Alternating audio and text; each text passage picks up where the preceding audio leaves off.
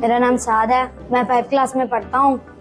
पहले मैं स्कूल नहीं जाता था क्योंकि मेरे वालिदैन मेरी फीस अफोर्ड नहीं कर सकते थे। उसके बाद मेरे दोस्त ने मुझे इस स्कूल के बारे में बताया और मैंने इसमें एडमिशन लिया। पहले मैंने कभी कंप्यूटर यूज़ भी नहीं किया था और अब मैं इस पे गेम्स बनाता हूँ और असाइनमेंट भी बनाता हूँ। ये मैंने एक रेसिंग गेम बनाई है और ये एरो से आगे पीछे होती है। मैंने उसको कहा था कि मैंने एक कार गेम बनानी है, मुझे उसका कोड दो।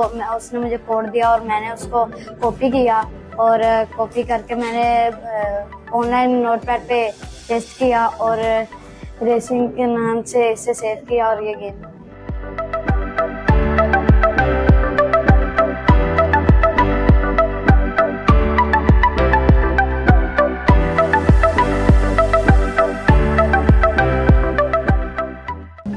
तो इससे पहले आपको ये सब बनाना आता था?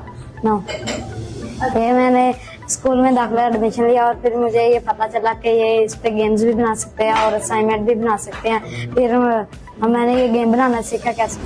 तो ये आपको जो लैपटॉप की क्रोमबुक की कौन प्रोवाइड?